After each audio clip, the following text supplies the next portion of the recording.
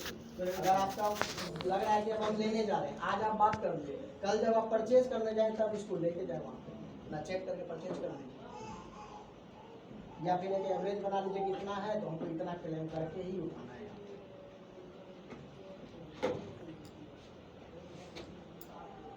जैसे लोकल वाला जो व्यापारी होता है लेके जाता है क्या मुश्किल? क्या क्या करता हो? इसके बारे में आपको तो पता ही है। हाथ में भी लगता है, वैसे चेक हो जाता है। तो ये आप नहीं कर सकते क्या? आपसे नहीं होगा ये काम? होगा सर, नहीं होगा, हो जाएगा? होगा ना, आसान तरीका है। इसका एक तरीका है, ठीक है? इसको कैसे कर सकते हैं? जो उसने किया है इतने सालों में, आप भी उसको कर सकते हैं। मॉइस्चर मीटर का थोड़ा हेल्प लीजिए शुरू में। 14 मॉइस्चर मीटर और मान लीजिए। बाकी जो जैसे कि आप कहीं पे सौदा करवाते हैं हमारा, जैसे आपने 14 मॉइस्चर का मान ले लिया, ठीक है? अब उसको उठा के उसकी खनक सुनिए, उसकी आवाज़ सुनिए, ठीक है? उछाल के ऐसे गिरा के उसकी आवाज़ को सुनिए, उसको दांत में दबाइए, ठीक है?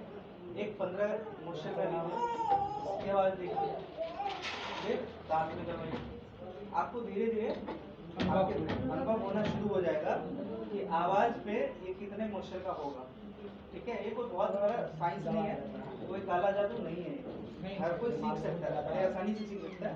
तो ये काम आप कर सकते हैं, लेकिन शुरुआत में आपको ये इसकी हेल्प लेनी चाहिए। और लॉन्ग टर्म में भी वैसे तो जानकारी के लिए अच्छा है कि ठीक है नहीं है ये मीटर तो कभी हाथ से भी चेक कर लिया, बट लॉन्ग टर्म के लिए, क्योंकि देखिए आपको ये ट्रेनिंग दिया हमने 21 दिन का, सभी लोग ट्रेनिंग करके आए ना, तो ट्रेनिंग दिया उसमें बहुत सारी चीज़ों के बारे में बताया होगा। अब आप लोकल जो खरीदार है उसके तरह बिहेव करेंगे, कोई फायदा नहीं होगा। फिर 21 दिन की ट्रेनिंग जो है वेस्ट चलेगी। आपको उनसे अलग तरीके से काम करना है, ठीक है? मुर्गे वाली कहानी सबने सुनी होगी। मुर्गी थी, वो सोने का अंडा देती थी, सबने सुना हुआ है ना, तो मुझे बताने की जरूरत नहीं है। एक एक अंडा डेली लेना है। मुर्गी का ये काम नहीं करना है। तो आपके लिए मुर्गी कौन? किसान से एक अंडा लेना है। ऐसा नहीं कि उसका वो फिर किसी काम का नहीं होता। और एक चीज मैं बताता हूँ, जो बड़े से बड़े बिजनेसमैन है या जो बड़े से बड़ी कंपनी है ना, वो अपने कस्टमर की केयर करने में पूरा दिमाग लगाते हैं। कभी पिज्जा खाया है इसमें से जितने लोग कभी पिज्जा जाके खाया है क्या? पिज्जा खाया है, डोमिनोज वगैरह से आपका नंबर लेता है। जब भी आप खाने जाएंगे नंबर लेगा, आपसे फीडबैक मांगेगा, आपने खाया कैसा लगा? अरे भाई तुमको पैसा दे दिया, तुमने खिला दिया, क्या मतलब है? लेकिन नहीं, वो पूछेगा क्यों? क्योंकि आप जो भी फीडबैक देंगे ना, उसके बेसिस पे अपना वो आगे का स्ट्रेटजी बनाए।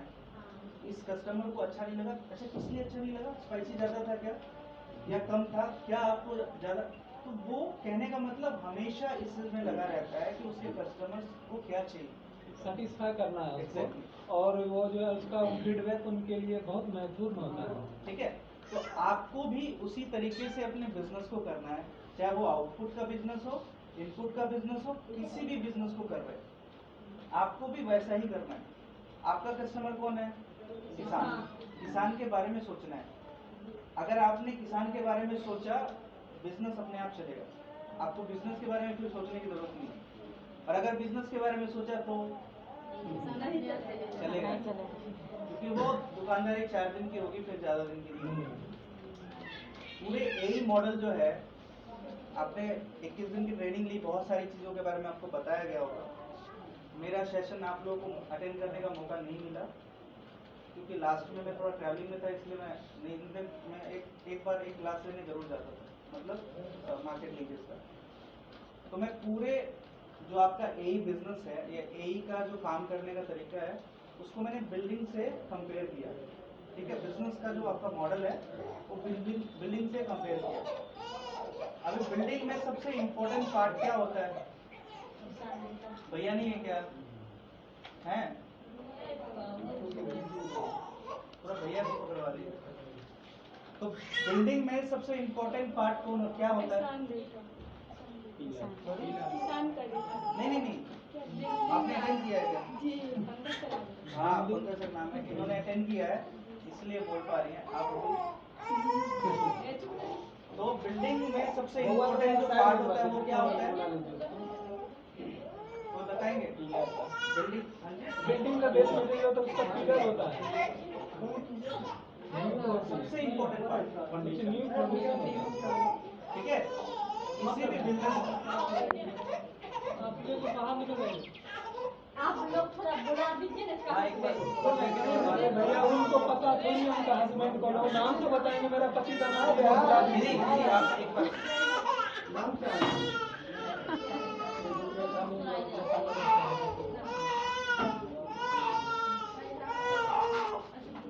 हवा नहीं चलाती है। कहाँ पे edit किया था इसलिए?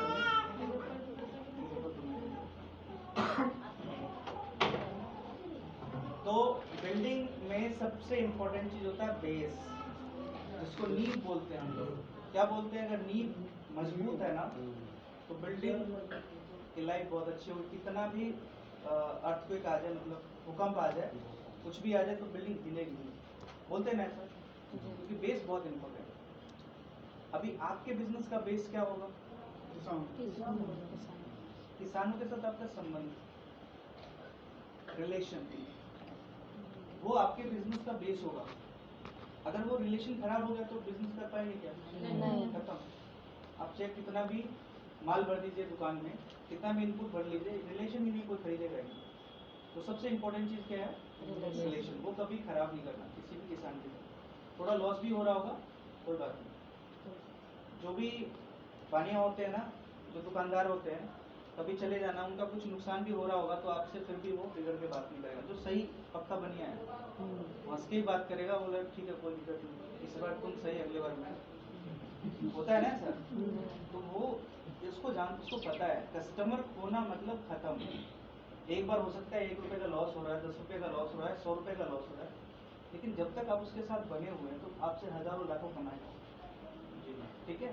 और हर कंपनी का यही मोटो होता है कि नंबर ऑफ कस्टमर उसका कितना बन रहा है, प्लस वो कस्टमर उसके साथ कितना दिन तक है, उसको कस्टमर रिटेंशन बोलते हैं। कि आपके पास कस्टमर बना हुआ है, ये बहुत इंपॉर्टेंट है किसी भी बिजनेस में। कस्टमर आया, आपसे सर्विस लिया, फिर चला गया, इसका मतलब कुछ ना कुछ दिक्कत है आपके बिजनेस में। कस्टमर आया और आपसे ही चिपक के रह गया, इसका मतलब आप सक्सेसफुल बिजनेसमैन तब है।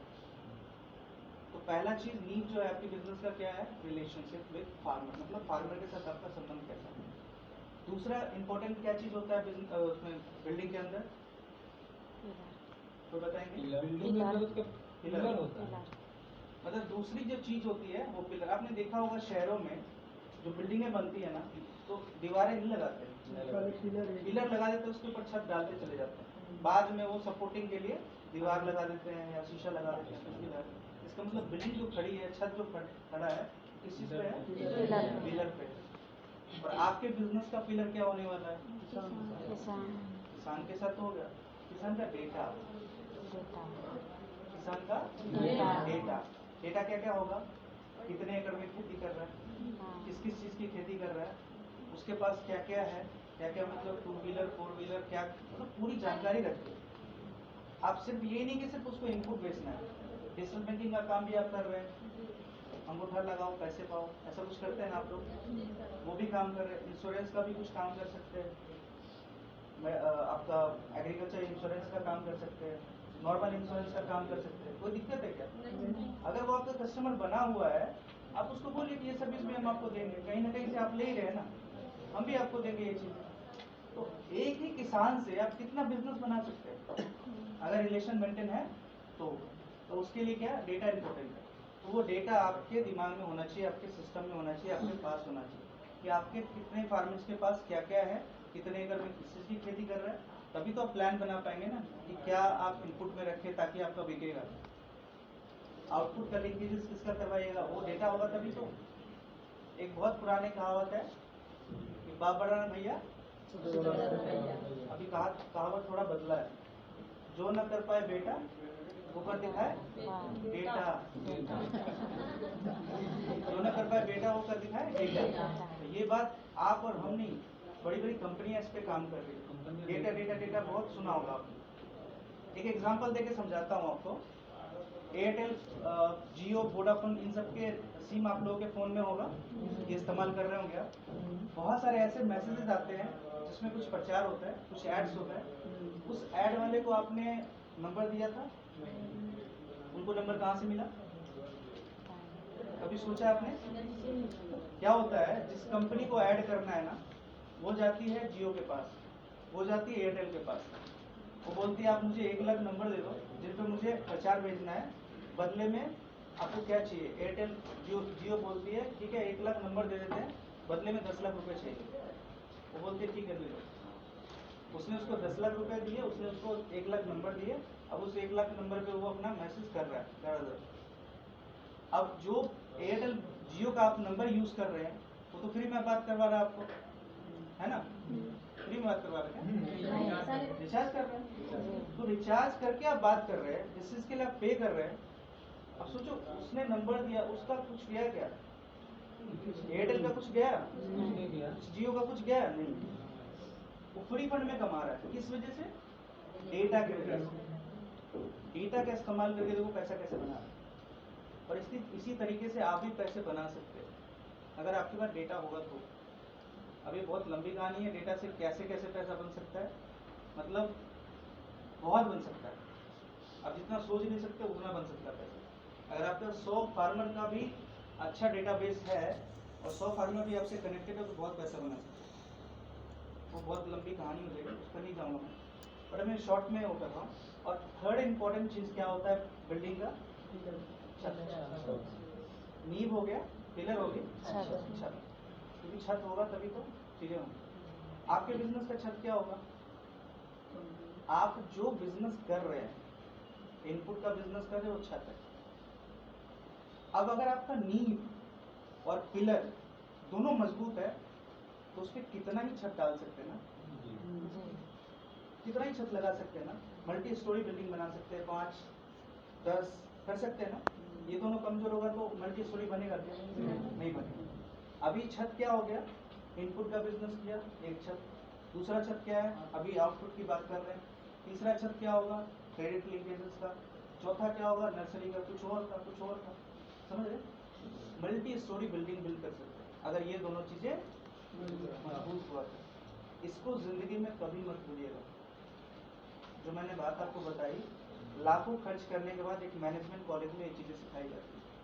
एक बड़े से बड़े कंपनी को ये बात पता है कि वो बिजनेस कैसे बिल्ड करते हैं, अपना उनका जो कस्टमर है उनके लिए कितना अहमियत रखता है।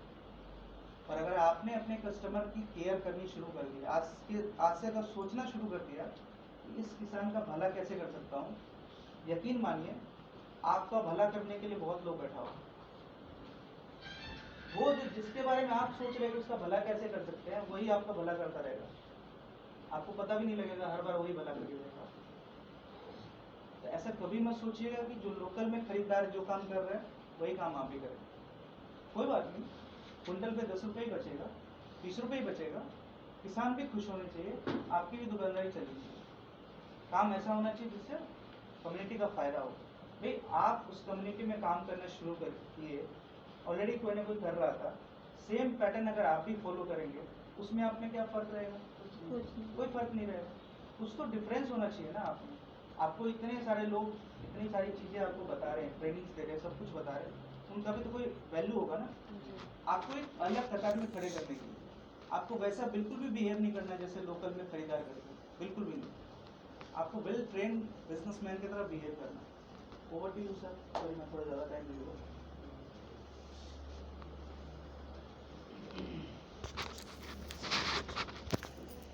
मॉइस्चर के बारे में जो बताया आपको 14% आपको लेना है।